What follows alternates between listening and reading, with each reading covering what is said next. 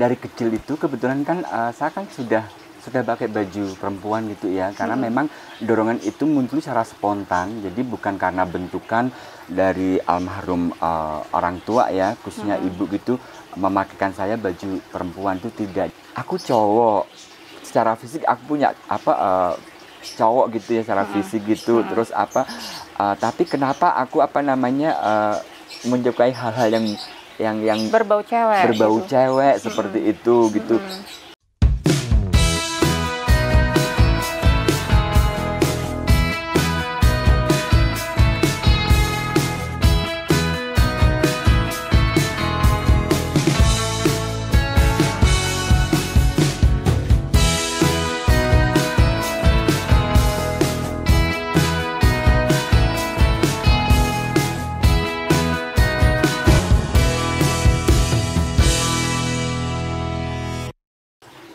Hai semuanya, selamat datang di Story Asik. Mudah-mudahan semuanya sehat walafiat ya. Di channel ini tidak hanya menghadirkan cerita-cerita tentang kehidupan yang serba asik, tapi juga hal-hal yang bersifat menginspirasi, kemudian memotivasi. Ada juga hal-hal baru yang barangkali selama ini belum pernah kita ketahui, dan yang pasti ada learning di setiap akhir cerita. Bersama saya Asik Eka. Di video saya kali ini di segmen Story of Life, saya ingin meneruskan video yang terdahulu, yaitu tentang Pondok Pesantren Waria Al-Fatah. Dan saat ini saya juga akan menceritakan ke kalian semuanya tentang kisah seorang waria yang akhirnya berlabuh di Pesantren Waria Al-Fatah. Mau tahu cerita selengkapnya? Tonton terus videonya sampai habis. Hai semua, terima kasih sudah klik video ini. Jangan lupa untuk like, comment, share, dan klik subscribe. Kemudian pencet gambar loncengnya agar kalian tahu kalau ada video-video terbaru dari Story Asik. Oke friend, bersama saya Asik Eka. Di video saya kali ini saya sudah bersama dengan Mbak YS dan kami berada di Pondok Pesantren Waria Al-Fatah. Halo, apa kabar Mbak YS? Amin, alhamdulillah, iya, sehat Mbak Asik. Sehat ya, cantik ya. Terima kasih. Mbak YS, ada yang pengen saya tanyakan nih ya. Mulai kapan sih Mbak YS itu merasa bahwa saya ini perempuan? Walaupun Mbak YS kan menyadari bahwa secara fisik aku laki-laki gitu. Baik, terima kasih Mbak Asik ya. Jadi dari kecil itu kebetulan kan saya kan sudah pakai baju perempuan gitu ya, karena memang dorongan itu muncul secara spontan, jadi bukan karena bentukan dari almarhum orang tua ya, khususnya ibu gitu, memakaikan saya baju perempuan itu tidak. Jadi karena ada beberapa foto-foto di saat saya masih usia sekitar 3 tahun, terus 5 tahun gitu kan, ketika saya dikasih baju laki-laki itu saya berontak, ya, terus akhirnya saya menangis, saya tuh maunya dipakein baju perempuan gitu. Dan umur berapa tuh Mbak Yes? 3 tahun. 3 tahun ya. Jadi ada kenangan yang masih saya simpan di memori sampai sekarang ya. Kejadian lucu. Jadi saya sama adik saya itu kan selisih 7 tahun ya. Jadi saat adik itu laki atau perempuan? Perempuan. Selisih 7 tahun. Iya, selisih 7 tahun. Jadi saya ingat ketika saya diajak sama almarhum ibu untuk periksa kandungan adik gitu. Saya mungkin sekitar umur 6 tahun ya jadinya ya. Saat ibu diperiksa ke dokter, terus ada suster lewat bawa bagi 2 gitu. Jadi saat itu saya meronta di sela-sela rumah sakit itu, di ruang tunggu itu, dengan suara yang sangat melengking, mungkin masih kecil ya suaranya, belum ngebas seperti sekarang. Terus jadi saya menangis bukan karena melihat jarum suntik atau bau obat-obatan rumah sakit gitu, enggak. Terus akhirnya ibu datang dari ruang periksa itu, kenapa kamu menangis? Aku pengen dibikinkan topi-topian kayak suster gitu. Nah itu mungkin secara spontan. Iya kan. Ingat di rumah sakit ini apa namanya yang untuk tentara itu namanya di Kota Baru itu DKT. ya. DKT ya gitu. Saya juga lahir di situ kebetulan Terus apa namanya ibu langsung tanggap, dia mengeluarkan sapu tangan, ditaruh di kepala saya, terus saya langsung anteng saat itu juga, nggak menangis. Kata ibu, ya udah kamu duduk anteng ya sampai ibu selesai. Terus ya gitu. Itu artinya kan memang muncul secara spontan ya? Dari dalam. Jadi bukan bentukan orang tua menghendaki saya biar seperti perempuan, bukan. Cuman kan namanya anak kecil kan kita kan belum bisa menyadari, hanya saya merasakan bentuk kenyamanan saja. Saya senang, saya menyukai seperti itu, termasuk melakukan permainan-permainan yang berbau perempuan gitu. Jadi main boneka-bonekaan, pasaran seperti itu. Kalau benar-benar menyadarinya, bahkan benar-benar bisa penerimaan diri bahwa oh ternyata aku ini bukan laki-laki, ternyata aku ini bukan perempuan, atau bahkan ternyata aku bukan gay, itu justru di tahun 94. Oh ternyata aku ini seorang waria. Kenapa aku harus menolak? Ya sudah, akhirnya dari berawal tahun itulah proses penerimaan diri itu ada. Itu tahun 84 itu umur berapa, Mbak Yaes? Tahun 94. Itu umur berapa? Sekitaran umur 27-an mungkin 27. ya. Karena memang sebelumnya kan sangat sulit ya, merupakan waktu yang sangat melelahkan ketika di masa-masa proses pencarian jati diri itu. Ya, artinya saya pernah lari dari kenyataan, artinya ada beberapa penolakan ya di dalam diri. Aku tuh siapa sih sebenarnya gitu, berusaha untuk. Tapi berarti sempat bergolak juga ya? Iya, ada konflik internal di mana belum bisa menerima gitu ya. Aku cowok, secara fisik aku punya cowok gitu ya, secara fisik gitu. Terus tapi kenapa aku menyukai hal-hal yang berbau cewek, seperti itu gitu. Itu dan berusaha untuk bersikap seperti laki-laki, bertingkah laku seperti laki-laki, bahkan mencoba untuk menggeluti dunia laki-laki. Misalkan ada upaya itu ya dalam proses mencari jati diri itu, ya kan. Jadi tapi ketika sesuatu hal yang bukan menjadi dirinya sendiri malah tersiksa gitu ya. Tersiksa artinya saya tidak menjadi diri saya sendiri ketika bertemu dengan teman-teman sebaya, obrolannya tentang mesin bengkel itu kan malah pusing. Ya kan. Terus akhirnya di tahun 94 itulah saya baru kenapa aku harus menolak, mengingkari kata hati ya kan. Nah, dari situlah saya justru merasakan bentuk kenyamanan. Saya juga merasa untuk melakukan aktivitas jadi lebih enjoy. Usia 27 itu. Iya. Nah, ketika usia SD, SMP, SMA ini berarti tetap berlaku sebagai laki-laki ya? Pakai baju laki-laki atau campur-campur? Iya. Ada semacam ini. Saya telah 2 tahun karena saat itu kalau mau dimasukin sekolah SD saya harus pakai baju cowok. Saya mencoba untuk menolak karena saya sudah nyaman dengan baju cewek ya sebelum sekolah gitu. Bahkan yang lucunya itu kebetulan saya kan 9 bersaudara ya kan. Jadi saya suka ini tanya dengan kakak-kakak saya kan, dia kakak yang cewek. Iya, karena saya kebetulan nomor 8 ya. Jadi kan kakak-kakak tahu kan bagaimana perkembangan saya kecil gitu kan, tahu prosesnya. Terus kakak saya bilang, iya aku dulu nggak mau sekolah gara-gara ketika aku sekolah yang dapat bullying malah kakak saya gitu. Adiknya Umi Wandu gitu. Jadi ibu saya nganter kakak saya, terus saya digendong tapi pakai baju cewek gitu. Terus kakak saya nggak mau sekolah kecuali kalau pakai baju cowok. Iya, atau ibu saya nggak ngajak saya gitu. Gitu. Nah, Mbak Yaes pada waktu kan tetap nggak mau pakai baju cowok ya.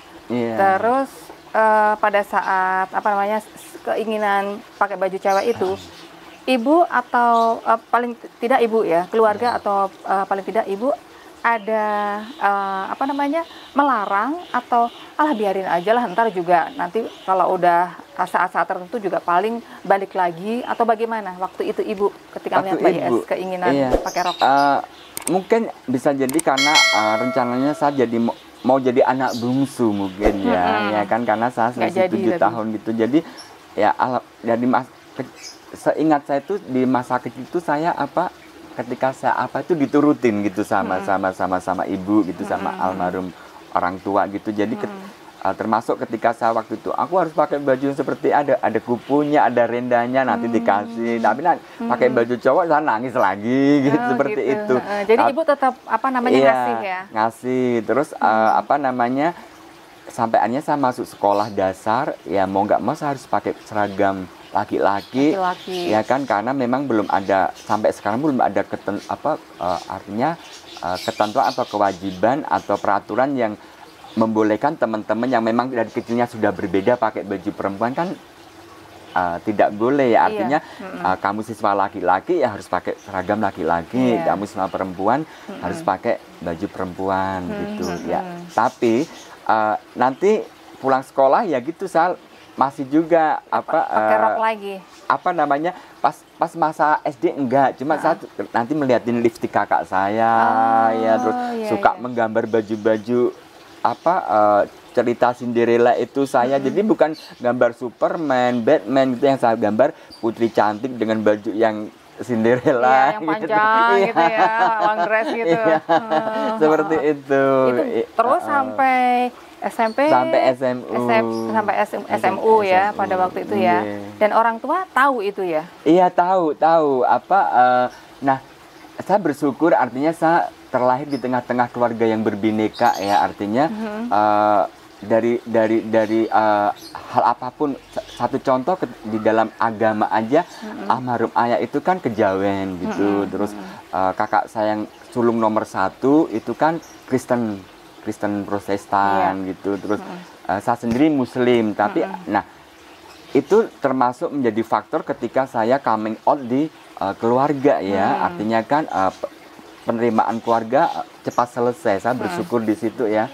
Artinya tidak ada terus penolakan, bahkan kekerasan gitu. Alhamdulillah enggak saya alamin di keluarga gitu. Nah, bahkan saya ingat pertama kali ketika saya mencoba untuk terbuka kepada almarhum ibu ya, ya kan, di saat itu tahun 98 saya ingat gitu. Terus ibu itu bilang gini, usia 27 itu tadi? Oh enggak, saya udah 30-an ya, tahun 94 kan saya baru ini, ada waktu 4 tahun saya untuk belum terbuka sama keluarga. Karena saya meyakini bahwa berproses itu ya, ketika saya harus terbuka sama keluarga. Terus saya ingat almarhum ibu cuma ngomong begini, aku dengar kamu sekarang maca gitu ya, dandan gitu, nggak apa-apa kalau memang itu kemauan kamu, daripada kamu jadi maling seperti itu.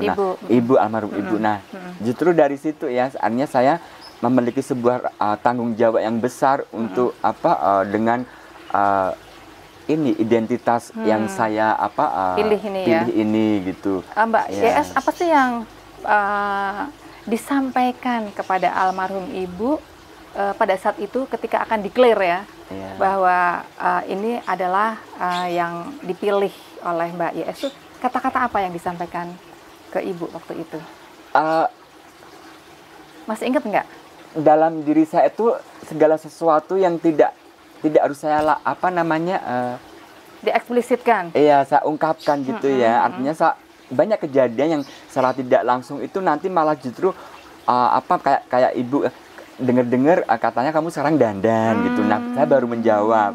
Atau sebaliknya ketika saya masih ingat, saya masih kos, terus kakak sulung saya yang pertama sama salah satu saudara kembar itu, kakak saya cewek juga datang ke kos gitu, terus mencari saya karena kan saya kan tidak pernah pulang ke rumah gitu kan, saya kos. Terus hanya ketemu melihat pernak-pernik di tempat kamar kos kan banyak baju-baju perempuan. Nah, itu pun juga sama ungkapan yang dikeluarkan dari kakak pertama itu. Ya sudahlah, kalau memang kamu sudah dewasa, ya kan, kamu sudah bisa berpikir, kalau memang itu jalan kamu yang kamu ambil, nggak masalah, yang penting tanggung jawab. Lagi-lagi seperti itu, apa namanya? Iya, iya. Jadi semua keluarga, semua saudara mendukung ya dengan Alhamdulillah, keputusan Mbak Yes ya. Kebetulan dan setelah orang tua tidak ada dua-duanya, karena kami memang 9 bersaudara, kami punya grup keluarga gitu, di mana nanti ada ponakan juga gabung dan suka melihat saya gitu.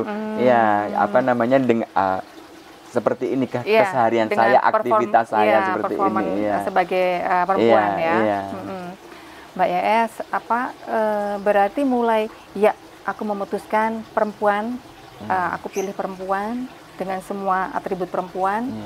Itu kapan, atau istilahnya tepatnya ketika berpikir seperti apa? Memutuskan gitunya. Iya. Karena gini ya, waktu itu kan memang banyak gejolak-gejolak ya, saya harus memikirkan untuk memilih. Walaupun banyak orang mengatakan bahwa hidup pun juga sebuah pilihan gitu ya. Tapi kan saya juga memang kalau dikasih pilihan pasti kan jelas saya tidak mau jadi waria ya. Tapi kan mau nggak mau, saya juga harus memilih dengan apa yang harus saya ambil gitu. Ya kan, berusaha jadi laki-laki juga kayak tersiksa. Iya, tertekan tadi saya tidak bisa konsentrasi, bekerja di sini berhenti, habis bekerja di sana juga berhenti lagi. Itu waktu yang melelahkan saat itu. Terus nah, akhirnya saya mengambil sebuah keputusan pada diri saya. Saya harus berani, ya kan. Jadi dorongan itu malah muncul saya buat sendiri.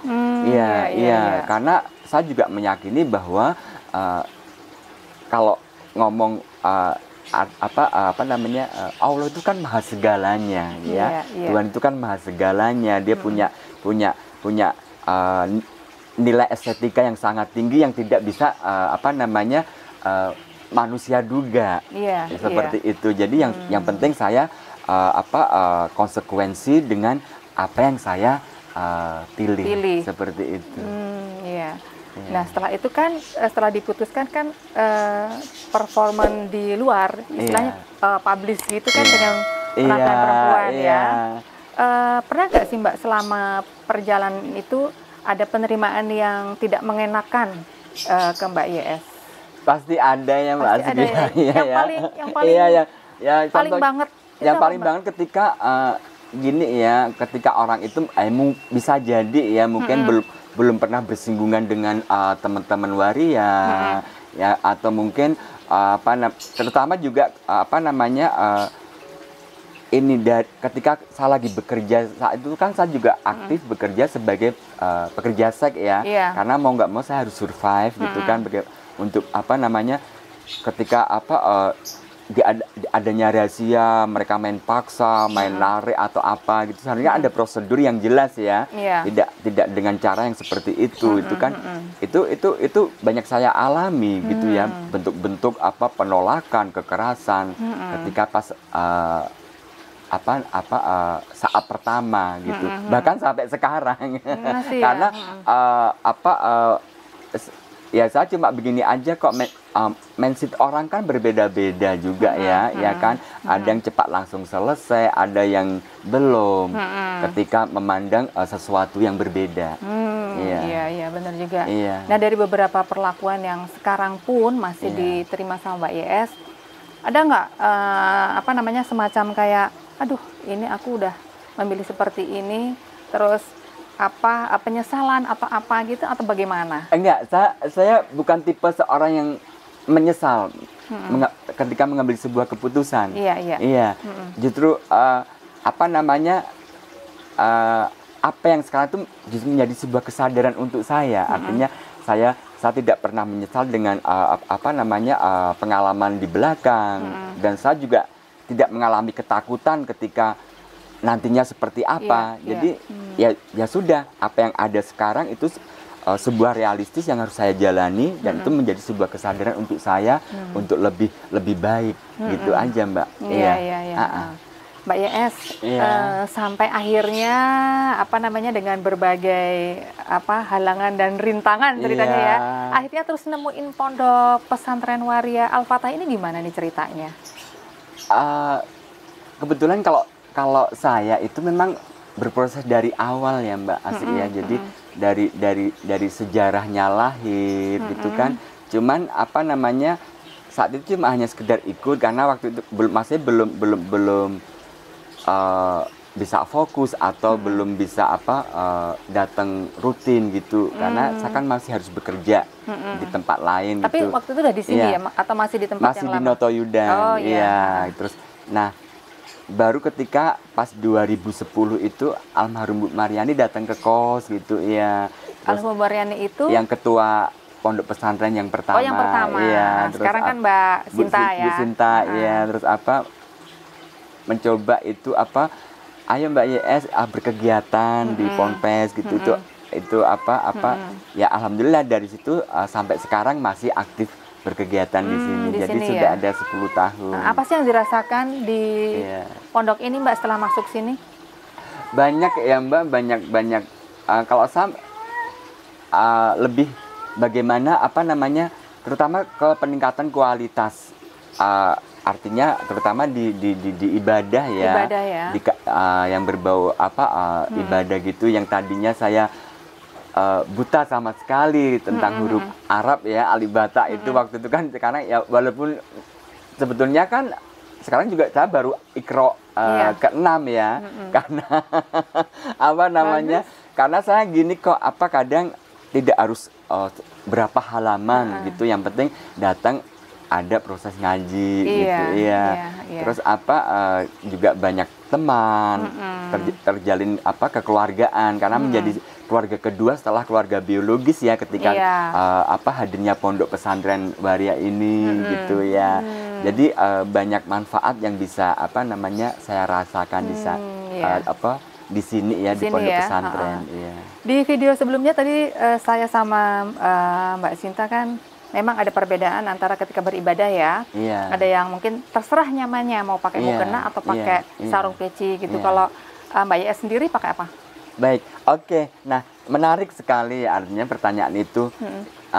Secara pribadi saya menghargai teman-teman ya, menghormati gitu. Monggo silakan kamu mau pakai mukena pun saya tetap mencoba untuk menghormati karena saya sendiri pun kalau ketika beribadah sholat saya masih nyaman menggunakan sarung. Sarung ya? Iya. Bukan berarti saya tidak konsistensi dengan kewarian saya gitu ya. Cuma khusus untuk ibadah yang saya carikan kusuknya, ke fokusnya ketika saya lagi sharing dengan Tuhan gitu. Jadi karena saya nyamannya pakai sarung, kenapa saya memaksakan diri pakai mukena? Gitu. Jadi akhirnya saya gini, ya sudah kita kembalikan ke teman-teman. Kamu nyaman pakai sarung monggo, kamu nyaman pakai mukena monggo, seperti yang itu. Penting itu semua mendukung kekusukan beribadah itu tadi ibadahnya, Dan di Pondok Pesantren Al-Fatah ini memang memberikan kenyamanan ya kayaknya ya. Iya, seperti itu. Nah, ini juga saya ngelihat ini ada Frontline Defenders ini penghargaan untuk penghargaan apa ini Mbak YS? Oh ya, jadi ceritanya gini, mungkin ini Mbak Sinta Ratri. Iya, Bu Sinta Ratri. Jadi alhamdulillah ini tahun kemarin di Oktober 2019 Bu Sinta kan dapat penghargaan dari Frontline Defenders ya kan sebagai pejuang HAM ya. Pejuang hak asasi manusia. Iya, jadi dari Irlandia. Dari Irlandia, dari internasional. Iya, jadi Bu Sinta mewakili yang untuk Asia Pasifiknya. Iya, karena dari beberapa orang yang dapat penghargaan itu ada yang dari Afrika, dari Eropa gitu ya. Iya, terus ya kalau saya begini, itulah buah perjuangan selama 2 tahun Bu Sinta bagaimana dia memperjuangkan keberadaan Pondok Pesantren Waria ya. Di tengah gempuran ormas atau masyarakat yang Iya, radikal iya, gitu ya. iya, yang- Tadi mungkin Mbak Asik sudah diterangkan gimana awal 2016 ya kan salah satu ormas radikal mencoba untuk menutup paksa gitu ya. Iya, iya. Iya. Nah, itulah Menutup paksa pondok sini pesantren ya. Waria, iya. Terus Dan Bu Sinta waktu itu memperjuangkan iya, luar biasa ya. iya, sangat luar biasa. Apa namanya? Nah, akhirnya sampai di 2019 kemarin Bu Sinta dapat salah Terpilih satu sebagai penerima penghargaan untuk ini pejuang tadi ya, hak human asasi, rights. human Ini rights. ya, hak Iya. asasi pejuang. Waduh, selamat. Iya. Bukan main. Karena Amin, ternyata iya. perjuangan di balik Nggih. pendirian Pondok Pesantren Al-Fatah ini luar biasa ya. Amin. Nggih. Oke Mbak IS, mungkin apa sih yang ingin disampaikan ke teman-teman penonton Story Asik tentang stigma khususnya ke waria atau apapun Oke. yang disampaikan? Baik, makasih Mbak Asik. Ya, Gini, walaupun waria itu apa namanya memang realnya kan kelompok minoritas ya Mbak ya. Iya. Tapi kalau untuk kondisi yang sekarang itu sudah saatnya sih masyarakat orang itu tidak perlu ngomongin masalah minoritas dan mayoritas. iya. Justru gimana? Disitulah nanti akan mencoba memancing berbagai macam perbedaan Iya. gitu kan, dan akan apa namanya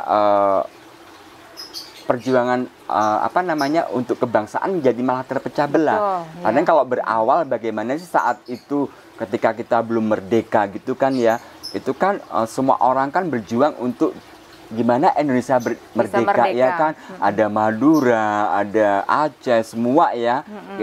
Nggak ngomongin masalah minoritas dan mayoritas, yang penting Iya, bagaimana bersatu. punya tujuan yang sama, misi yang sama sampai Indonesia merdeka. Iya. Begitu pula yang zaman sekarang, bagaimana kita mencoba untuk sudah saatnya terbangun kesadaran gitu di masyarakat.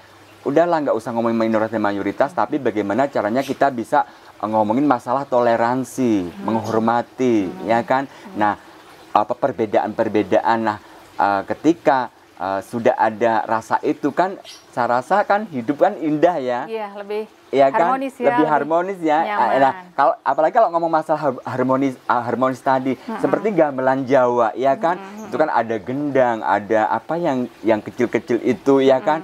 Iya. Kalau dipukul satu kan nggak terasa indah ya, tapi indah. ketika ada harmonisasi, semua gamelan dipukul kan Dibunyiin. musiknya kan jadi lebih indah. Betul. Iya. Iya, dari yang beda-beda Dari tadi. yang beda-beda ketika itu. semuanya mengeluarkan Iya. suaranya. Mengeluarkan suaranya. Jadi harmonisasi Iya, yang indah ya. Iya, seperti itu Mbak. Oke ya. Menarik sekali Mbak YS untuk cerita-ceritanya. Sama-sama ya. Mbak Asik. Mudah-mudahan terus tetap berjuang, tetap Iya, semangat ya, iya. menginspirasi semuanya Iya, saja. iya. Makasih banget loh Mbak YS. Sama-sama atas Mbak sharingnya Asik. ya. Oke, Iya. ya. Iya. Oke friends, sampai di sini video Story Asik bincang-bincang saya dengan Mbak YS yang amat sangat inspiratif. Mudah-mudahan bisa memberikan banyak manfaat untuk kalian semuanya ya. Jangan lupa untuk like, comment, share, dan klik subscribe. Kemudian pencet gambar loncengnya agar kalian tahu kalau ada video-video inspiratif lainnya dari Story Asik. Terima kasih sudah menonton. Terima kasih. Bye.